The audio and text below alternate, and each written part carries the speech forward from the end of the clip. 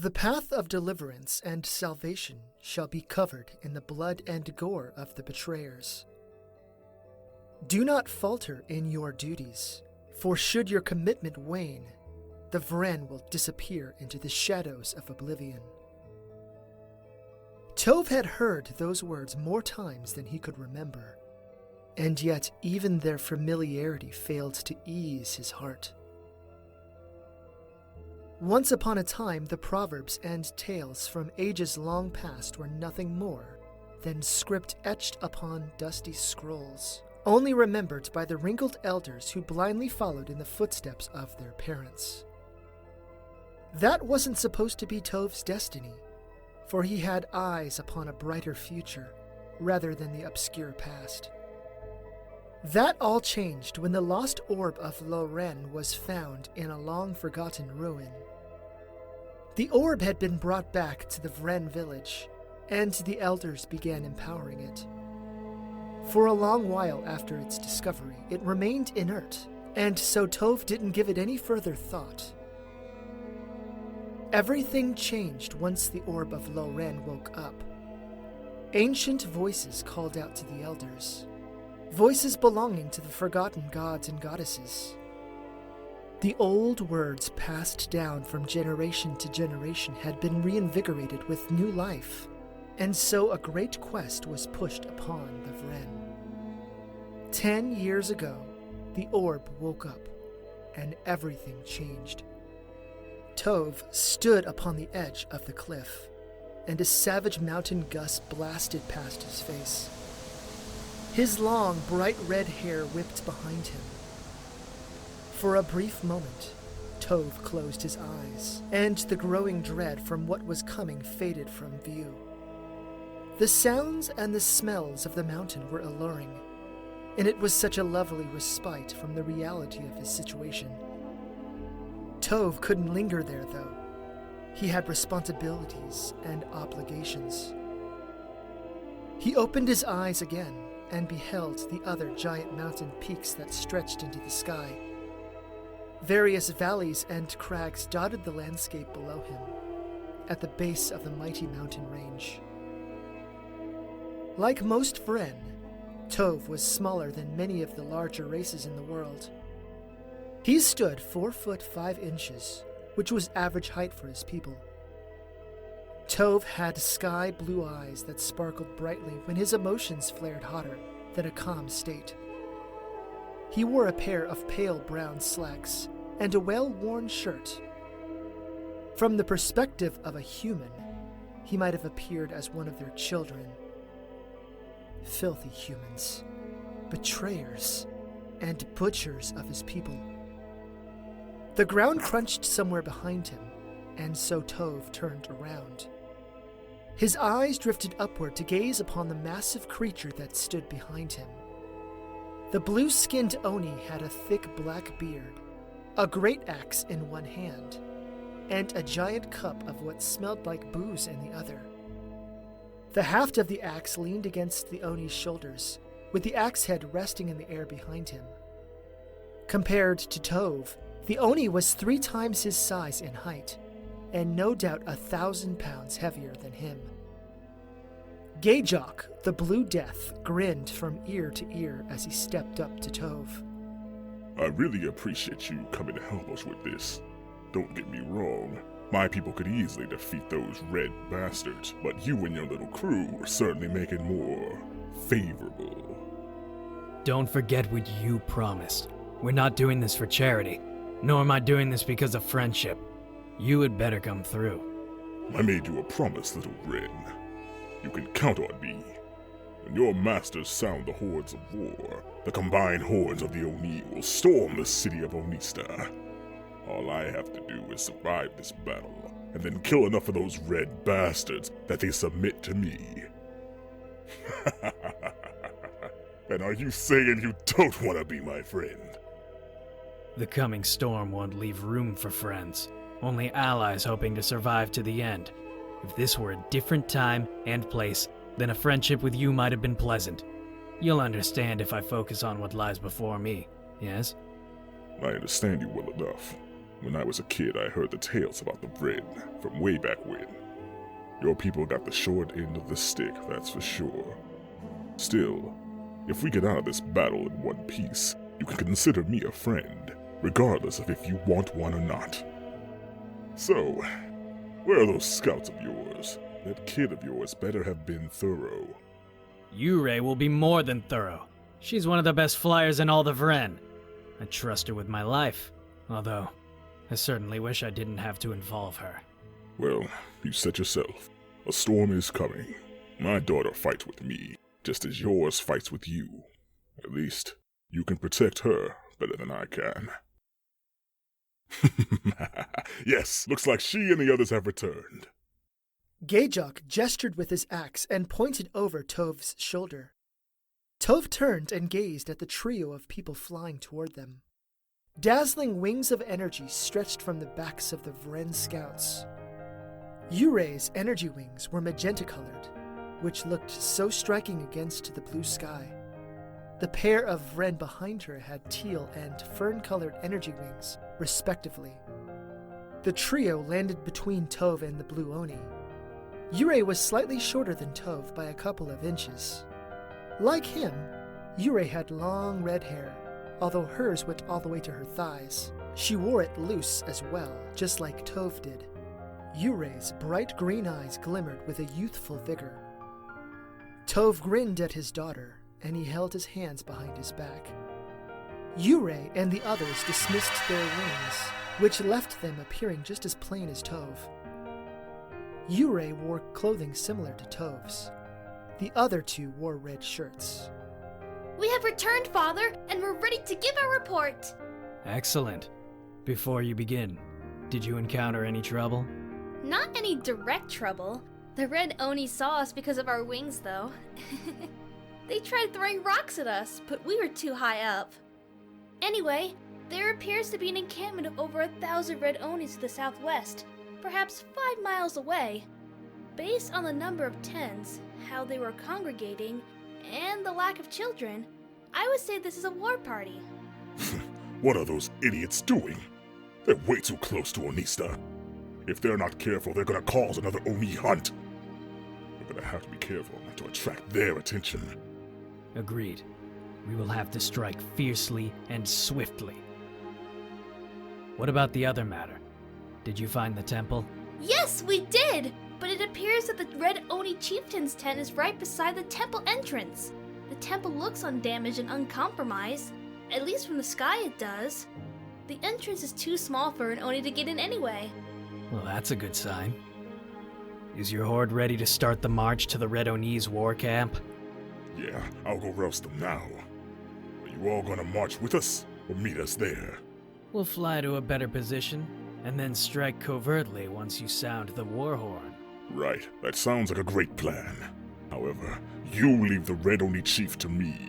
The Red Oni won't submit to me unless they see me take on their greatest warrior. Heh, that's an understandable request. We'll wait for the Red Oni chief to head your way before we secure the spot by the temple door. As we agreed upon, we'll keep fighting until you have victory. Or until you die. Gajok drank the rest of the booze from the cup, and then he tossed it to the ground. That's when Tov noticed it. The cup was actually an Oni's skull.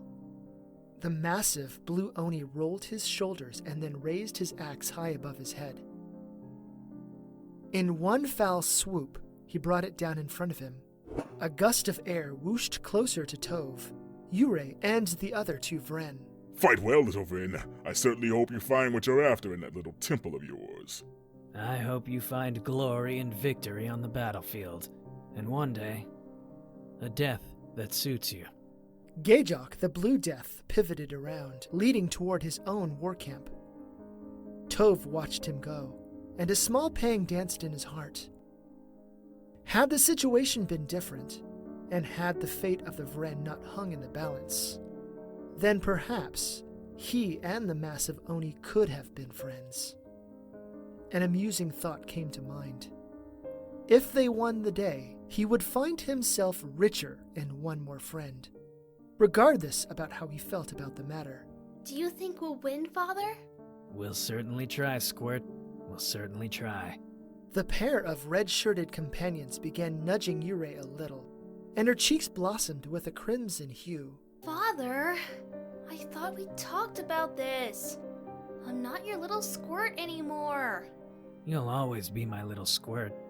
Now come, let's get into position. Tove summoned his own energy rings, which were amber-colored. He leapt into the sky, flapped them once, and then soared. So the long journey had finally come to an end. It had been more than a week since Daisko Nori left the capital of Xianba, headed for the distant city of Jedi. As the riverboat drifted into the port, Nori gazed past the city to the vast ocean that stretched to the horizon. By all accounts, Jedi was the farthest west a person could go in the Empire. A small dull pang pressed against his heart as he turned his gaze toward the northeast. As he did, Nori caught several of the other riverboat passengers staring at him. Most of them openly glared at him, while others averted their eyes, hoping to forget that he even existed. That sort of reaction wasn't anything new to Nori, for most of the lowlanders had unfounded distaste for Nori's kind, the Onistans. In general, Onistans were much larger than their lowlander counterparts, often being 1 to 2 feet taller, with broad and muscular frames akin to the Oni who also lived in the same region of the world. 2,000 years prior, the Onistans were slaves to the vicious ogres, which probably lent to their massive sizes. Nori stood about 6 foot 8 inches with broad shoulders, a pair of deep brown eyes, and long, thick black hair that was tied into a braided ponytail. The ponytail trailed down his spine. He wore a light brown, long-sleeved shirt, a pair of slacks, and a pair of sandals. Judging on his appearance alone, one might have confused Nori for some sort of vagabond, had it not been for the massive tetsubo that Nori carried in one hand. The long, wooden war club had large circular metal studs forming rows down the weapon's length. Those who openly glared at Nori kept switching their attention from him to the weapon and then back again. Nori couldn't have hidden the tetsubo like he concealed his battle armor, which he wore under his commoner disguise. Nori's tetsubo leaned against his shoulder with its long handle gripped firmly in his right hand. He carried a large wooden loot case and a fully stuffed bag of clothes on the other shoulder. The ship lurched to a sudden stop, and the crew of the ship moved to lower the gangplank. As soon as it was down, the other passengers moved toward it with haste. Nori waited where he stood, but he watched them all with an unblinking stare. Damned ogre. What the hell is he staring at? He's probably inbred. He probably stole that stuff from some unfortunate soul. Let's get out of here before he takes our things too. There were other things whispered among the passengers, but Nori stopped listening. Ogre. He had heard that slur directed at him more times than his own name. The distant echo of anger flickered in his mind, but he waved it away. Such a thing wasn't worth getting worked up over, especially from people like that. Ever since he had left his home in Onista, the same degree of discordant close-mindedness dogged his steps. Nori moved toward the gangplank last. However, one of the sailors stepped in his path, preventing him from leaving. Nori simply stared down at the much smaller man. Is there a problem? No, there's no problem. On behalf of the crew, I just wanted to thank you for playing your lute throughout the trip. You're very talented, and it was an unexpected treat. Oh, well, thank you. Playing music helps me relax. It often helps others forget what I am, if you catch my drift. Yes, I believe I understand what you mean, sir. I am curious, though. Well, we all are. For a brief moment, the sailor peered over at the last of the other riverboat patrons, who had gone well out of earshot. The other sailors stepped up closer to where Nori and the other sailor spoke, almost encircling him in a ring. None of the other sailors had malice in their eyes, though, so Nori simply shifted his gaze on them casually. Curious about what exactly? I apologize, but I'm expected somewhere, so please be quick about it. Right, sorry. Thing is, Onistans out of Onista are very rare. Most of the time, those of your people who are among us are criminals or roughnecks. However, we picked you up in Xianba, and there were rumored to be only one of you. I'm merely a wandering musician, traveling wherever the wind leads me. However, I will say this. If what you are insinuating was true, then perhaps there would be merit in not bringing attention to one such as I, if I were in fact a Chutak. But I'm not. I'm a wandering musician. Do you understand? For a long moment, the sailor, as well as his comrades, just looked up at Nori with wide eyes. The sailor nodded, and then stepped out of Nori's path. Yes, sir. I mean, well, not sir.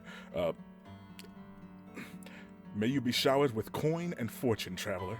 And may the wind always be favorable for you. Farewell. Nori walked down the gangplank and up the dock. There were several workers walking up and down the docks as well, but they stopped when they noticed Nori. He simply strode past them and centered his thoughts. The brief respite from silent ostracization had passed, and once more, Nori had become a strange and perilous anomaly. The crowds parted for him, and a great quiet had started to ripple behind him as he moved toward a great gateway leading into the city of Jedi. Merchants at their stalls stopped in mid-conversation with clients to review him, and in turn, their clients openly gawked with confusion. A small set of brownstone walls surrounded the interior of Jedi, although they looked older than the Empire itself. Evidence of shoddy repair jobs on cracks ran up the sides of the walls, some nearly going all the way to the top, where the city guards lazily patrolled atop them. Nori grinned to himself softly, for none of the walls in Onista would have looked that way. With the potential threat of Oni waves descending upon the distant northeastern city, Onista had to be constantly vigilant. From the looks of it, the only foe that the people of Jedi had to fight off was that of boredom.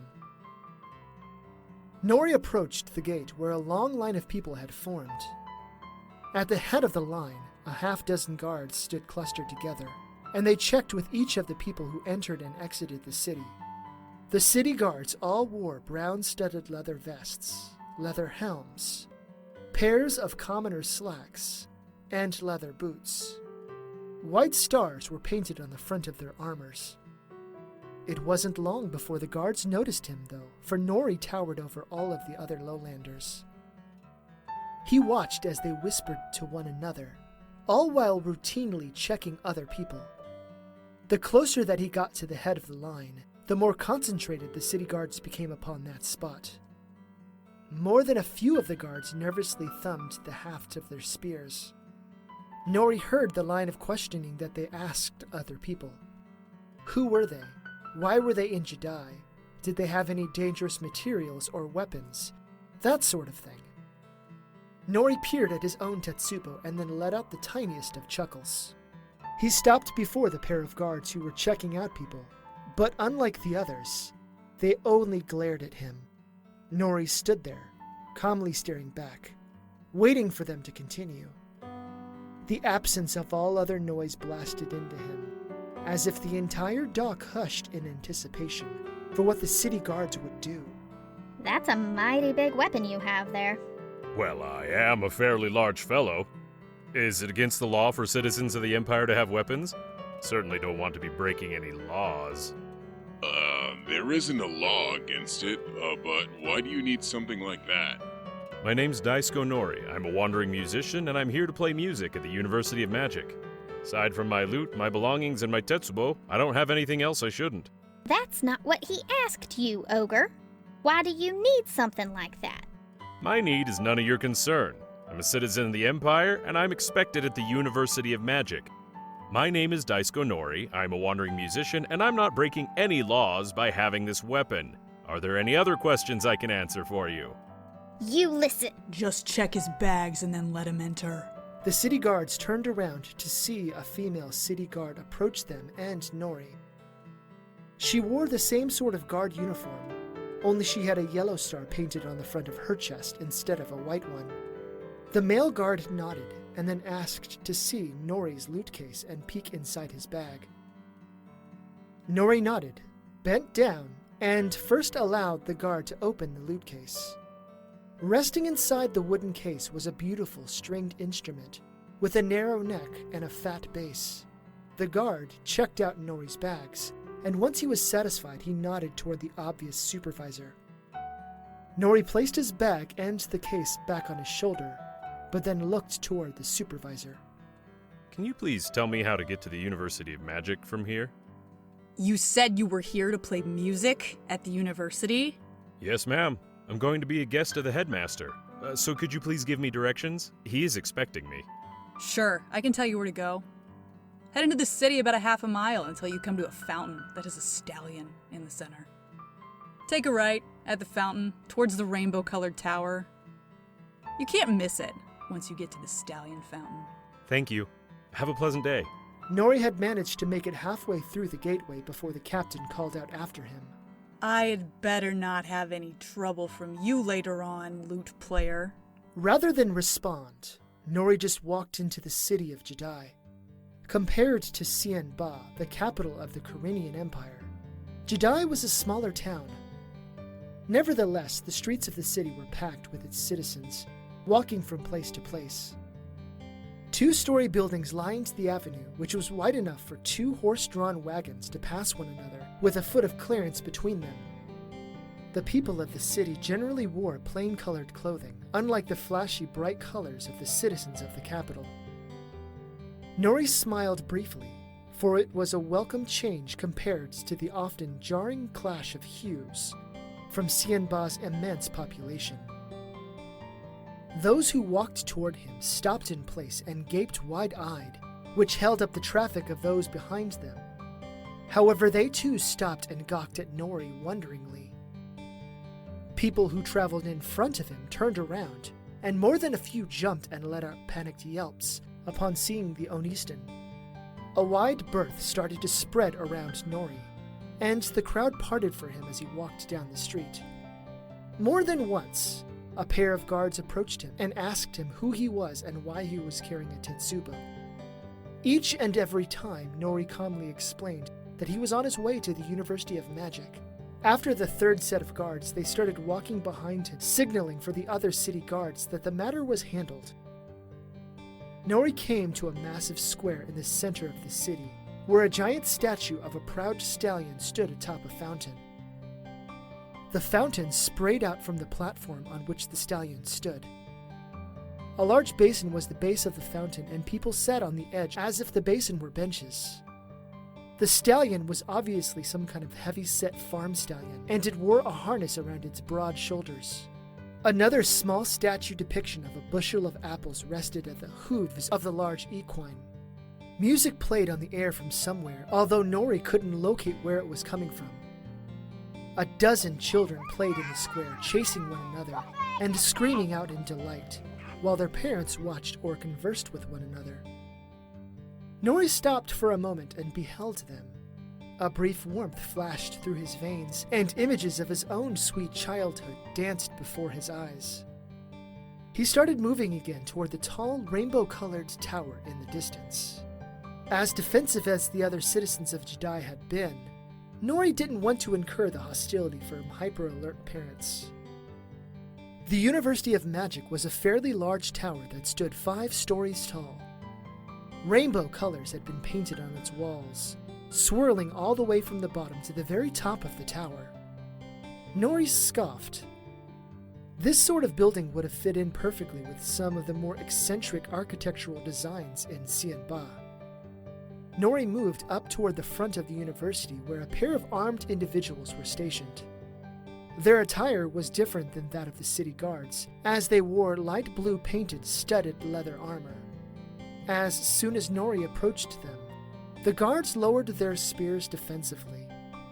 Hey, whoa, stop right there, you big you big person, you. Where do you think you're going with that big weapon? My name is Daisko Nori, and I am expected by your headmaster. I have a scroll in my bag that verifies my claim. May I show it to you without you two freaking out? We're not going to freak out. We'd react to anyone who approached us with a weapon of war. Please show us your letter. Nori bent down and placed his Tetsubo in front of him. As soon as it was free from his grasp, the pair of university guards visually relaxed a little. It only took a moment longer for him to fetch the scroll from his bag. He handed it to the female guard, and she reviewed its contents. Ah, I see. You are supposed to be here after all. Please forgive our previous demeanor, kind sir. I'll take you to the headmaster's office. Are you sure you don't want me taking him? Oh no, it would be my extreme honor to escort this, fine gentleman to the headmaster. Please follow me, Master. What was your name again? Just take me to the headmaster's office. Please. Okay, please follow me. The female university guard let out a heavy sigh as she opened the front door to the university and moved inside. Nori collected his belongings and then headed inside. A great stillness had befallen the mountains and the valleys, as if the land itself knew of the coming conflict. Tove's insides throbbed violently, albeit silently. The only thing that moved about was the wind, and it carried the scent of the red oni, who were in one of the valleys below. In truth, there was little difference between the red and the blue oni hordes, other than the hue of their skin color. The red oni stank like Gajok's tribesmen and tribeswomen. Tove sat on the edge of one of the cliffs, and his daughter Yurei sat against the side of the mountain close by. She didn't say anything, but she watched him with slightly trembling eyes. The other two Vren warriors had flown to another vantage point, and they had their own objectives to perform during the great battle. Tove sighed, and he scanned the untouched splendor of the mountain's terrain. From this vantage point, he couldn't see the Red Oni warband or the army of Blue Oni marching towards them. He was far from the nearby human city of Onista, and even farther from the accursed capital of the treacherous human race. While this empress wasn't to blame for the betrayal of the ancient gods and goddesses 2,000 years prior, she still sat upon a throne carved out from that act of defiance. Out here, far from the touch of the humans, Tove only saw serenity, peace, and balance. He winced and he closed his eyes. If only the humans could have left his people alone to live their lives. While it had been centuries since the last Vren hunt, there were still some of their kind who whispered about his people. Though the name Vren might have been lost, the greedy hunger for the Vren magics did not fade. Hey, Father, do you have any last-minute advice for me? Tove shifted in his seat and grinned widely at his beloved daughter. The wavering in her eyes had gotten more vibrant, and she held her hands to her chest. He reached out and ran his hands through her long red hair.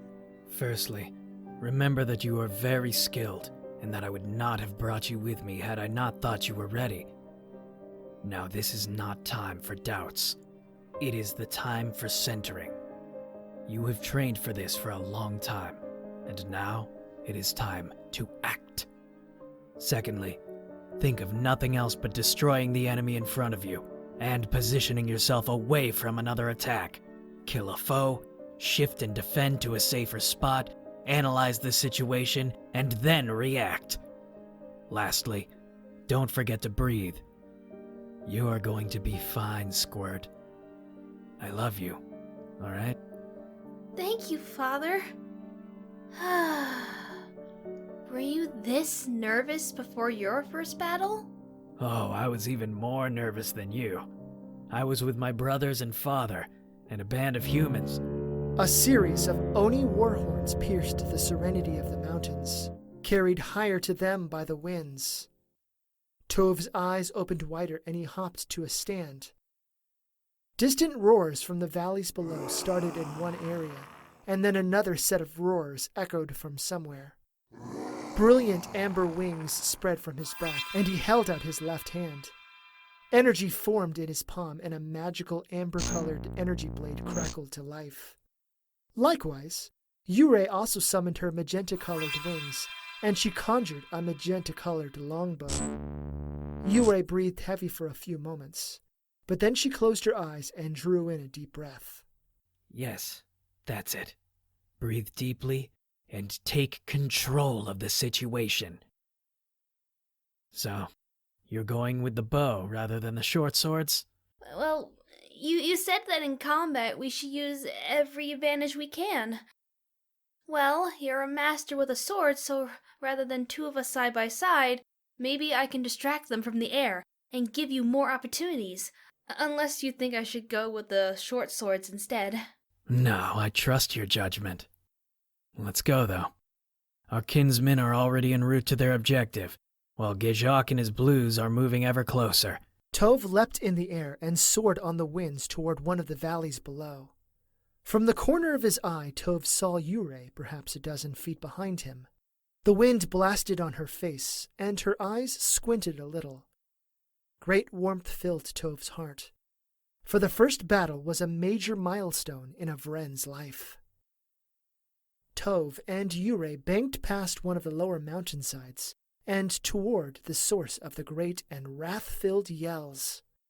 As they cleared the mountain, the battle came into view. Over 1,000 blue Oni had tumbled down the side of the mountain cliffs, and they clashed against a vast line of red Oni warriors. Towards the front lines of the battle stood none other than Gejok. His axe kept rising and falling, and many a red Oni died. Father, look! Tove glanced back toward his daughter, and then followed where she had been pointing. A large red Oni female wearing an ornate headdress emerged from one of the tents.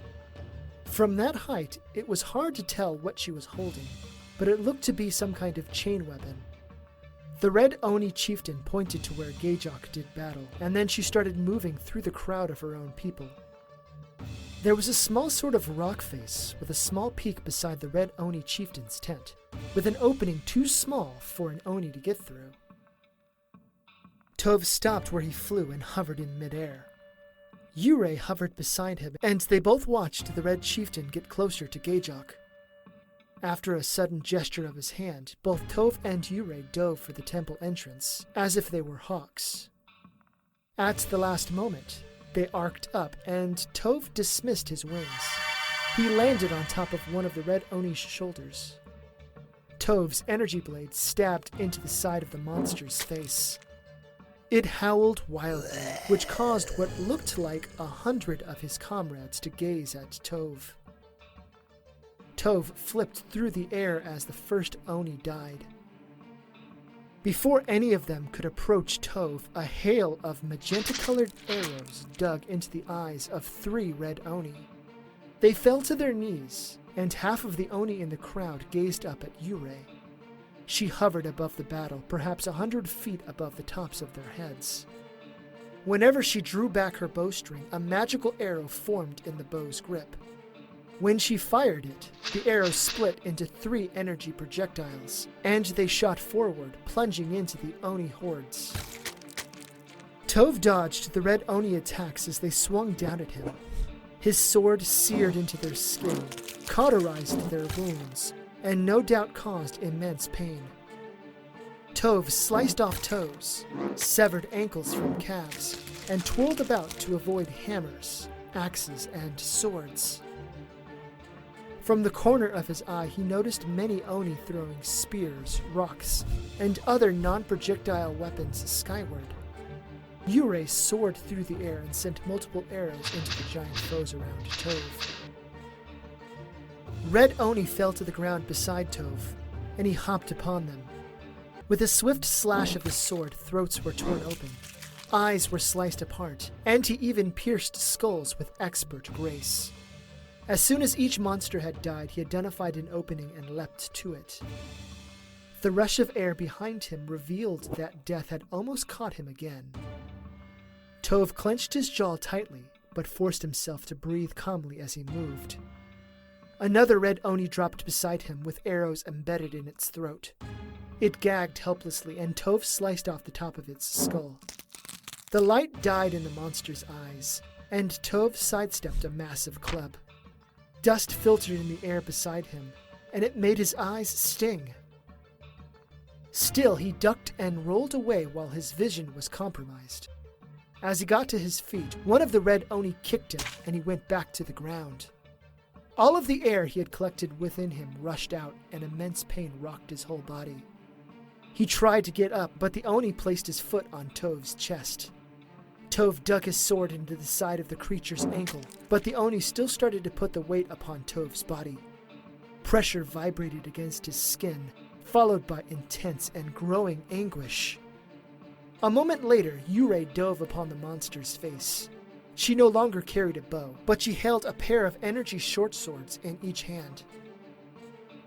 Yurei screamed as she drove the swords into the Oni's face over and over. The pressure upon Tove's torso relinquished, and the monster fell back to the ground. Yurei dismissed her wings, and then she backflipped to land beside Tove. Tove rose quickly as he could, but Yurei had to swing at several Oni to keep them back. As soon as Tove had his footing, he and Yurei separated and sprinted among the forest of Oni ankles, slashing and cutting what he could. Oni fell, and Oni died, but both he and Yurei always kept within sight of one another. Another swelling of warmth flickered in Tove's heart.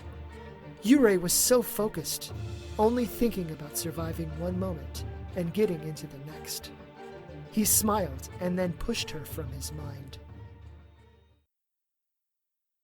From the outside, the University of Magic appeared like any of the gaudy buildings back in Xianba, but the interior was something quite unique. Nori stepped into a large foyer that contained the start of an elegant staircase that led upward to the second floor.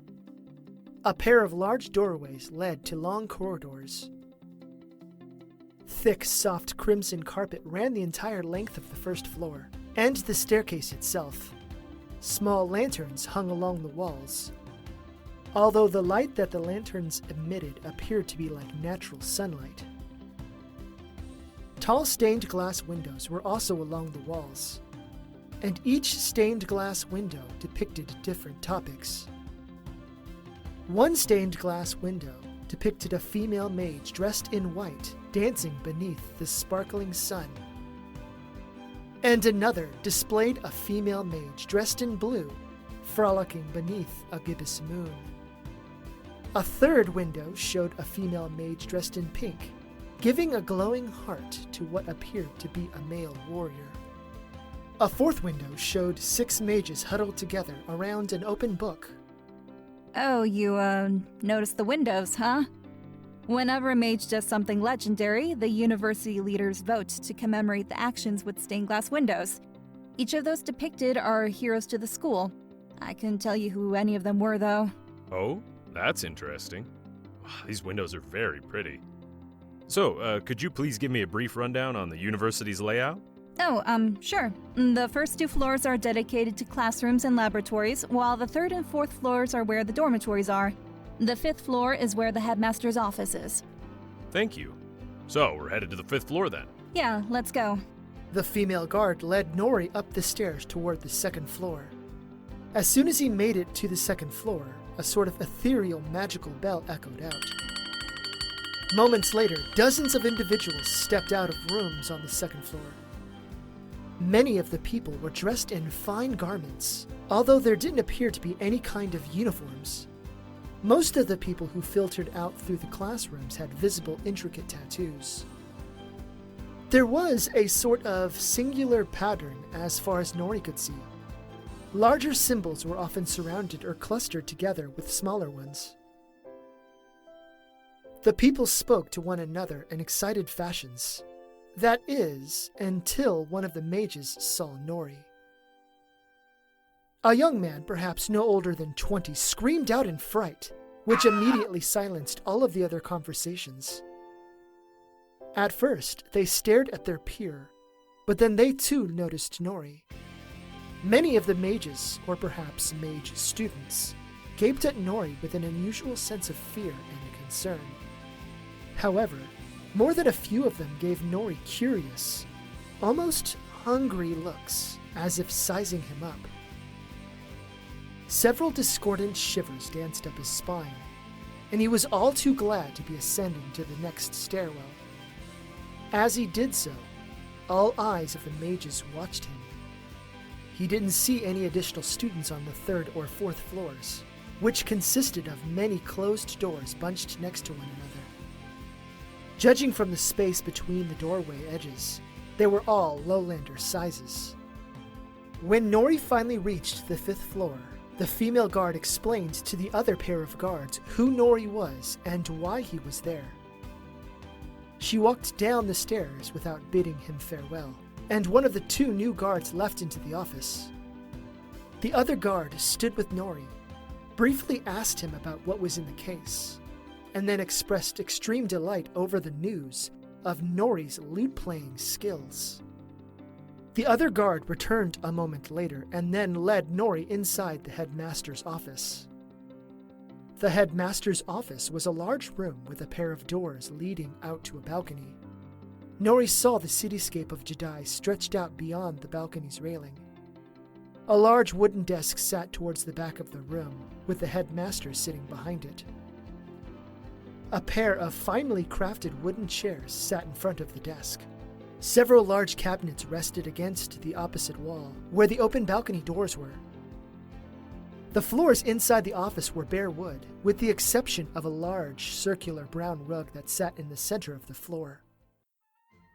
The headmaster was a large fellow, not by height standards, but by girth. He had to have weighed at least 250 pounds, but he carried it well. The man had a shaved head and wore a sleeveless shirt. Both of his arms were covered in beautiful tattoos. The tattoo on his right arm had the image of an opened eye with many tiny little lightning bolts surrounding it.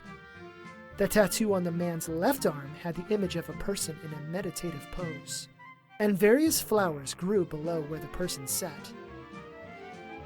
Being this close to the man, Nori noticed that little runes, characters, and etchings made up the image of the man's tattoos. The headmaster had traced eyebrows on his face, but no other visible hair. The headmaster smiled broadly. Oh my! I knew I was going to receive a special guest, but I had no idea it would be an Oni stand. How delightful! Come in, my boy.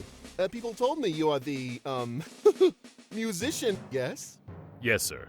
I'm the musician.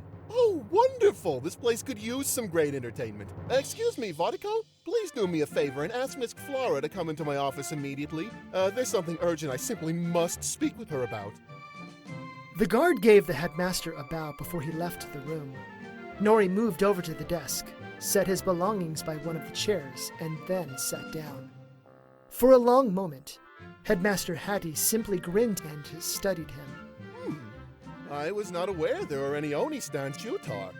Then again, it has been some time since I was a guest at the Imperial Palace. Yes, well, I'm the only Onistan Chutar. Usually Onistans don't leave Onista unless they were outcasted by the High Council. In my case, I was recruited by the Chutar upon their visit to my home city. Very interesting. I would love to hear more about the details regarding your unusual recruitment, but perhaps some other time. I'm really glad you're here, my Onistan musician. When Flara first came to the university years ago, I promised her mother I would keep a close eye on her. Back then, there wasn't a need to have a Shutar present. So I take it something has changed? Is someone threatening her? Oh no, nothing like that. The greatest threat to Flara is, well, Flara herself. She's getting to the point where I can no longer ensure her safety alone, which is why I wrote to her mother at once. Did something specific happen to make you think this way? The headmaster barked out a laugh and then gestured for Nori to follow him out onto the balcony. A lovely wind blew past Nori and the headmaster as they both leaned against the rail. Judging from your question, I assume you were not briefed about what Miss Flara did, am I right? No, sir. I was only told to come to Jedi disguised as a musician in order to preserve Miss Flara's identity, that I was to guard her with my life, as is the duty of any Chutar. Have you ever met Miss Flara before? When you were going through your Shutar training, maybe? No. I didn't officially meet her, per se. was presented before the Empress herself when I first came, and both Miss Flara and her two older sisters, Princess Estes and Princess Lucianus, were present. Well, Miss Flara is painfully shy most of the time, unless there is learning to be done, or lore to be discussed. She is our top student by leaps and bounds, you see. Great intelligence comes great curiosity, and Miss Flara often lets her intellectual curiosity get the better of her. About half a month ago, Miss Flara posed a question in one of her classes, a question that led to the event that brought you here. Oh, what was the question? She asked her instructor whether or not metal kami attract lightning. Well, her professor didn't know and couldn't answer her one way or the other. As you could guess, the class was related to the sub-school of magic known as kami summoning, of which Miss Flara has chosen to master first. I'll be honest with you, sir. I don't quite understand the intricacies related to magic. In Onista, we don't usually have many mages. I often saw mages at a distance and saw that they had tattoos, but I don't know much about the whole subject. Oh, well then please allow me to give you a brief overview. There are 5 schools of magic, which are the following: creation, elemental, transmutation, mind, and cellular. Each of these schools of magic have 2 sub-schools as well. For creation, there's conjuring or illusion. For elemental, there's manifestation or kami summoning. For transmutation, there is buffing and self-augmentation. For mind, there's divination and psychic. And cellular, there's healing and necromancy. Oh, wow, that seems very complicated. So where did the tattoos come into play? Well, when a student joins the university at the age of 13, they're given a year of general instruction to equip them with the many options. Well, after their first year, students are expected to choose a sub-school to start off with. Each sub-school has a single large tattoo associated with it. If you notice, I have 2 visible ones. Do you see the little runes and script making up the shape of the larger image? These little runes are the arcane formulas that allow my body to summon magic from that sub-school. Yeah, I did see that. What sub-schools did you study? Well, I have fully mastered 3 sub-schools, which are psychic, healing, and divination. As you can see, there's a larger tattoo, and it is surrounded by smaller little tattoos. Do you see these flowers beneath my cross-legged person? Well, each of the smaller tattoos inscribes a new spell that I can cast upon command. Oh, I see. The larger tattoos allow you to cast spells in that sub-school. The smaller tattoos are all the spells you know. You certainly are accomplished. So you said Miss Flara chose, kami summoning? Yes, that young woman is a savant at magic. That is for certain. Well, as I mentioned, she asked a question in class and didn't get an answer. So she decided to take matters into her own hands. Oh? Well, clearly it was dangerous, otherwise you would not have sent word.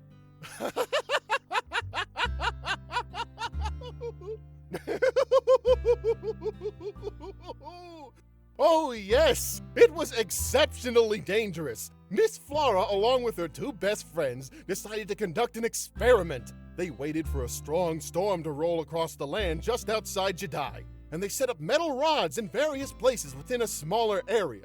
When the lightning was overhead, Miss Flara summoned several metal kami to see if the lightning would be attracted to them. Oh, wow. So did the metal kami attract the lightning? Yes, they did. And not only did the metal kami attract the lightning, they exploded! She killed them? Oh no, they weren't killed. They reformed and appeared moments later, and, well, words cannot express how angry they were. Somehow Miss Flara appeased them, apologized, and explained the purpose of her experiment. She managed to survive the encounter, but it could have easily been something far more serious. I may be a Chutar, but even we can't really do anything against kami. In all honesty, I'm just a really big guy who can hit things really hard. Yes, and I understand that completely. However, perhaps with the presence of the Imperial Bodyguards, Miss Flara will be, less reckless. I begged her mother not to force her to return. I firmly believe that this is the best environment for Miss Flara. Ah, which explains my alias. I will admit I'm a little concerned about me being able to successfully tail her like this, though. It looks strange if a wandering musician keeps following a young woman around all the time. Given that I'm an Onistan and already the subject of public scrutiny, people are liable to assume I'm stalking Miss Flara. Oh, I am going to make a public decree about that actually, explaining that the university commissioned you to provide entertainment for our students and staff throughout the city. Firstly, though, once Miss Flara comes into the office, We'll explain the situation to her. She is unaware of your presence. Oh.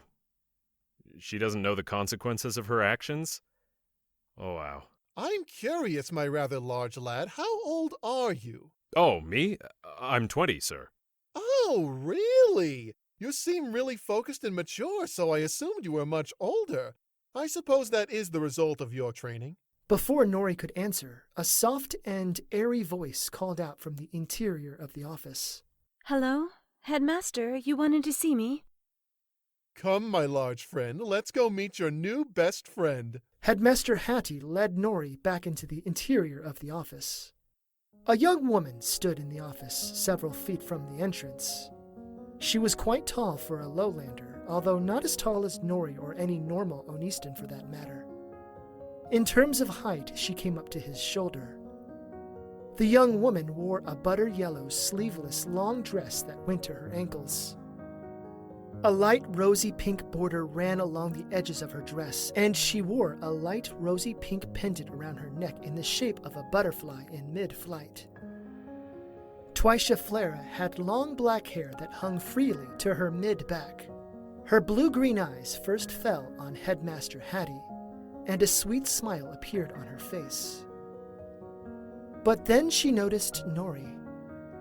Instantly, her smile died, and she stepped back a little. She seemed to wilt a little in on herself, and she tilted her head down, which caused her hair to block much of her face. Nori noticed one of her eyes still peeking out at him from the break in her black strands of hair. Her hands went behind her back, clasped.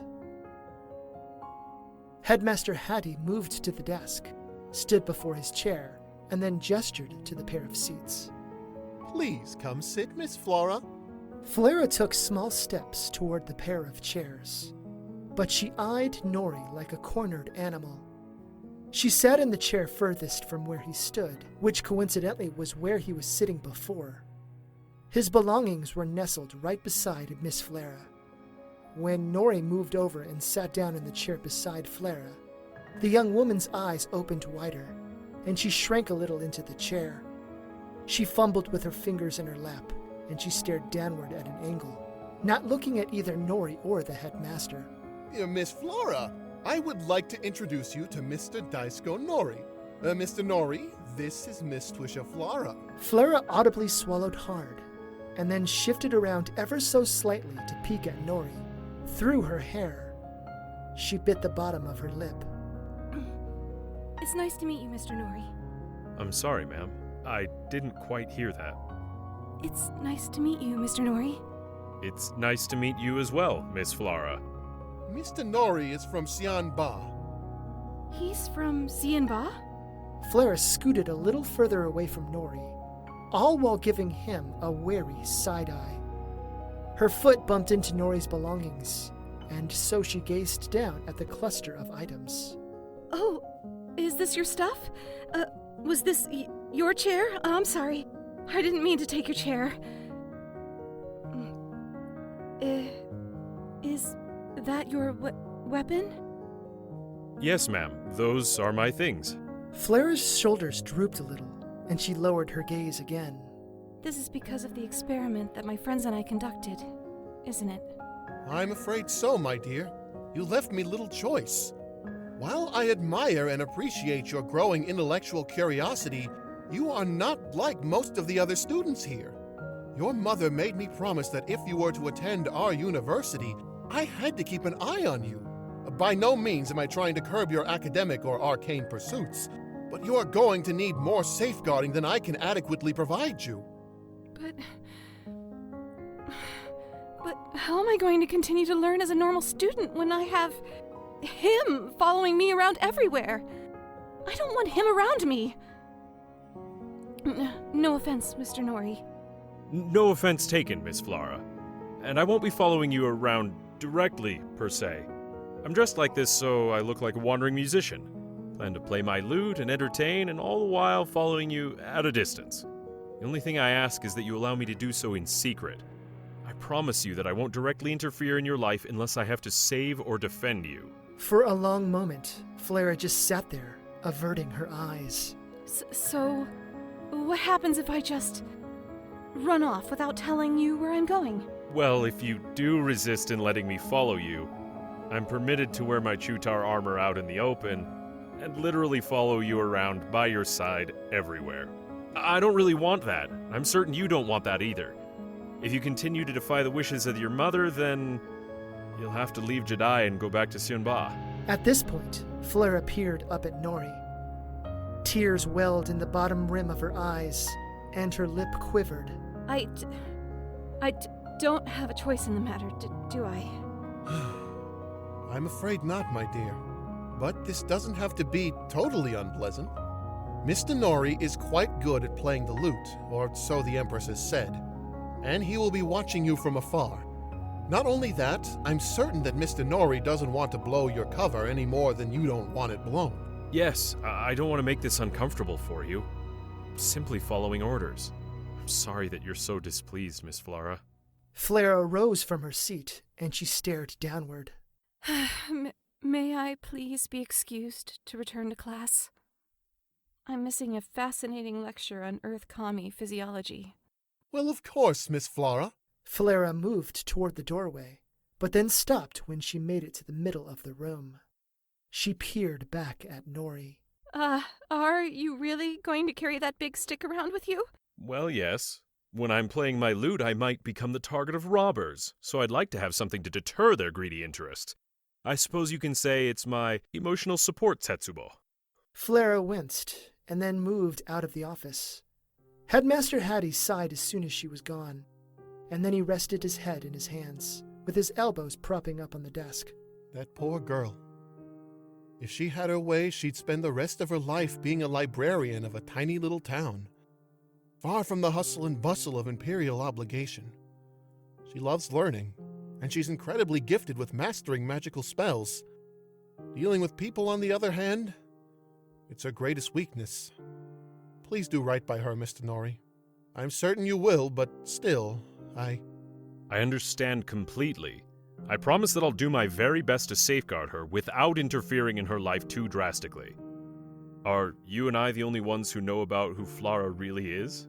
No, there are two others. Flara's best friends know, and they are quite fierce in protecting their shy little friend. You might have to overcome their strong personalities, Mr. Nori. Their names are Pite Apisa and Ranadashi Rayko, by the way. Thank you. So, do you know where I might be able to find accommodations? Yes, actually. The Empress arranged for that as well. You'll be staying in the dormitory right next to Flara. It isn't Onistan-sized, I'm afraid. It's fine. Most places are not Onistan-sized. Headmaster Hattie called for one of the university guards, and they led Nori out of the office. A great weight had settled in his stomach, and it pulsated angrily. Once more, Daisko Nori was condemned to live an isolated life, far from those who knew him, understood him, or wanted him around. With silence, Nori followed the Lowlander guard to the dormitories. Even though his spirit writhed in anguish over what could prove to be a long and lonely existence, Nori's exterior reflected a calm, professional facade. He would endure this, for that was the Onistan way. Onistans endured no matter what.